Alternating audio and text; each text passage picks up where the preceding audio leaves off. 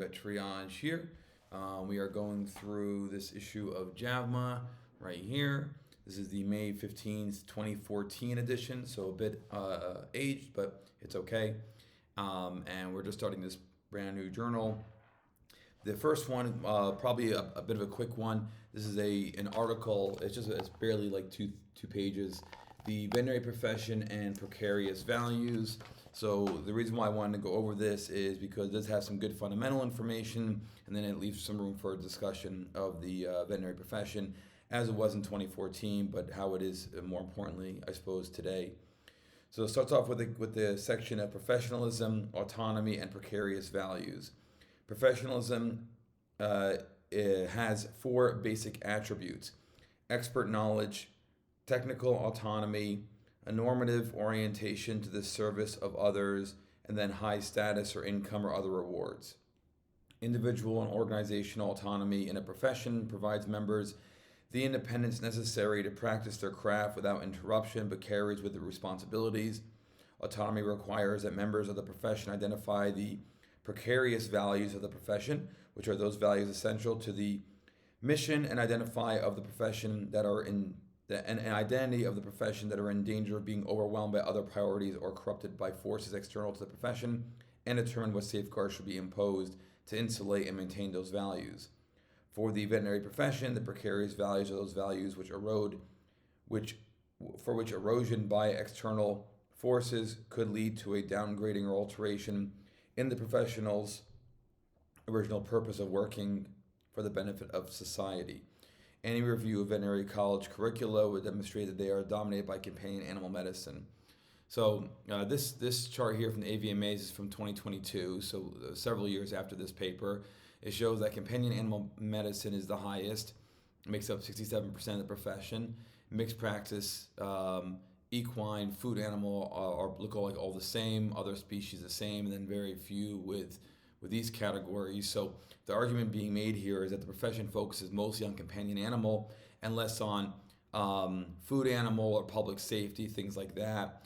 And I don't think it's as true anymore these days. The world, I think, recognizes veterinarians as being a major force with regards to food safety, and how protecting animals from disease also protects people from getting those diseases. Whether or not it's accurate, COVID pandemic was a good example, potentially good example of that. If that virus did come from animals and then infected people, that which is called a zoonotic disease, that would be a good example of how veterinarians can get involved in trying to prevent an infectious organism from reaching not just local but global reach. So I don't know if that's necessarily as true anymore, but certainly based on this data, we definitely focus more on companion animal practice. And they say here, they mention that it's the human-animal bond, although it's a great sentiment to have. It ran the profession and overtook the profession to where the majority of veterinarians and the general public thinks of veterinarians as being dog and cat doctors, and everybody else gets kind of left behind. Professional organizational structure and relationship to precarious values is the next section. Next section.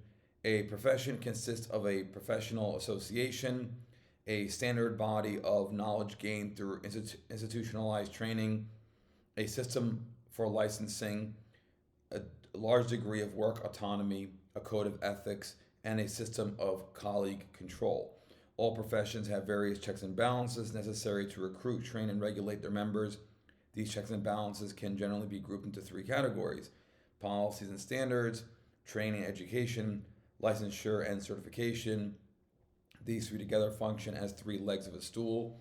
They go on to talk about three organizations: the AVMA, which is the American Veterinary Medical Association, that's where this data comes from; the AAVMC, which is the Association of American Veterinary Medical Colleges; and then the NBVME, which is the National Board of Veterinary Medical Examiners. The AVMA is responsible for policies and standards and develops criteria for professional education through the Council on Education, which accredits colleges of veterinary medicine.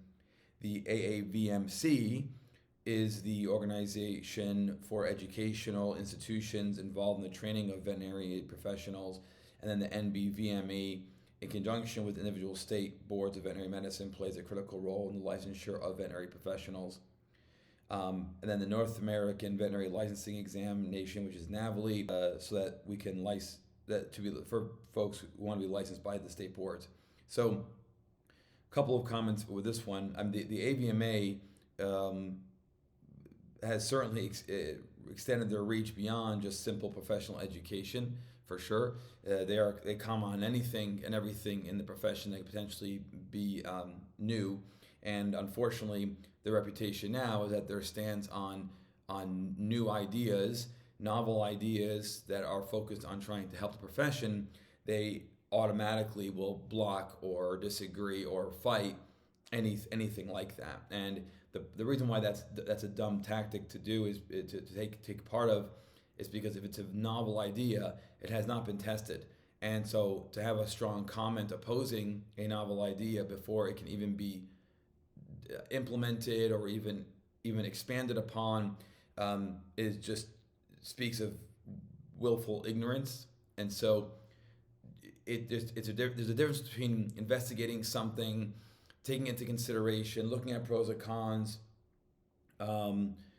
being able to think about it in a deep manner with how it can help, but also how it could hurt the profession. You're simply then just going straight to nope, it's new and it could be dangerous and we oppose it strongly. And then they throw out a bunch of internet posts and social media posts and articles and whatever, make a bunch of noise opposing it.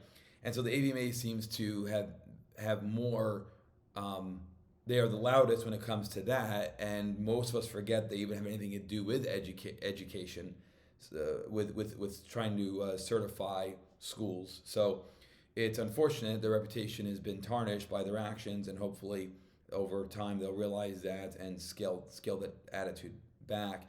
And I, of course, know this firsthand from telehealth because they never once approached us with Vet Triage to talk about telehealth and how it's operating with us to figure out what their stance should be or what kind of guidelines there should be about that. They just went right into opposing it because it's something new, and they really had no foundation to oppose something that was still at that time very new. And now, of course, we know telehealth is standard in the veterinary space, and it continues to evolve. So that stance on their part was bad.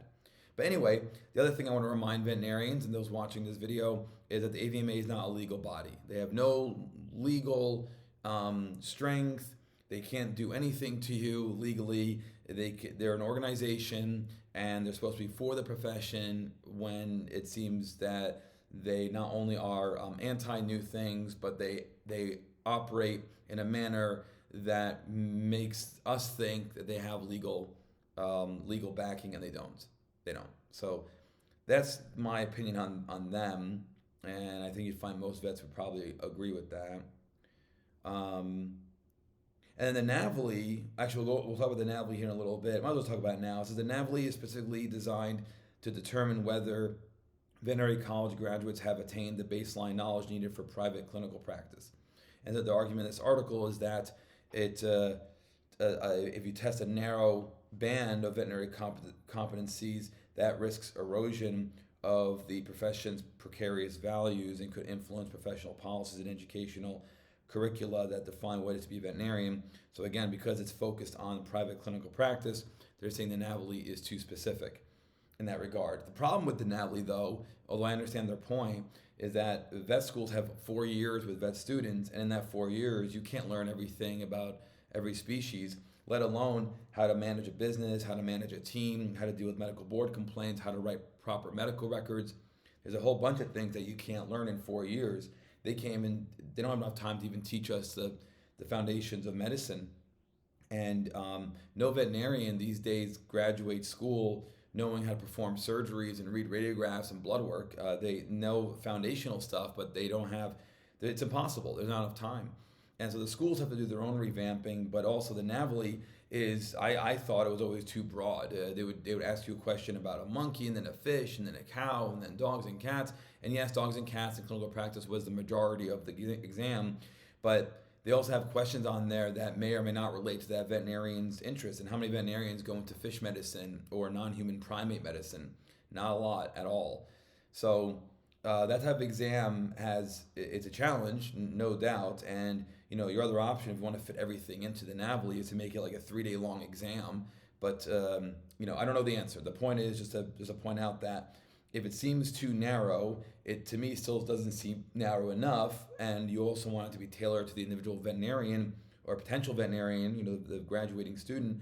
But also, veterinarians change careers all the time, and if you have 3 or 4 veterinarians who graduate school who are interested in equine from every school, are you going to make an entire exam for those small number of people? I don't know. I don't know the answer to it. But that's my comment on NAVLE and the NBVME's responsibility to control that test. In regards to policy and standards with the AVMA, the stated mission of the AVMA is to improve human and animal health and advance the veterinary profession. I gave you my comments on that. In 2014, the membership was about 84,000, and at that time, there was about 100,000 veterinarians in the U.S. Most AVMA members are in private clinical practice. So I just wanted to show here the percentages is 2022 again. The public and corporate employment, academia, 6.7%, and then from there everything trails behind: government, industry, commercial, and other. And then training and education with the AAVMC, veterinary educational institutions develop curricula and train veterinarians on the basis of standards established by the AVMA Council on Education. The AAVMC is the coordinating association for higher educational institutions involved in training veterinary professionals, and in some cases postgraduate training of those professionals.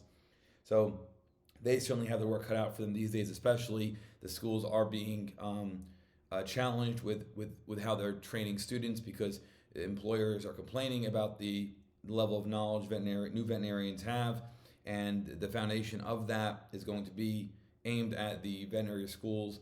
They need to revamp their curricula to figure out how do you expose veterinary students to all the stuff they have to know, understanding they're not going to be experts by the time they graduate, and to be able to tailor to all different types of veterinarians that are potentially going to be out there. It seems like an impossible task, but that's what they're being challenged with. And so hopefully we'll see, I think we're going to see great changes with that in the next decade.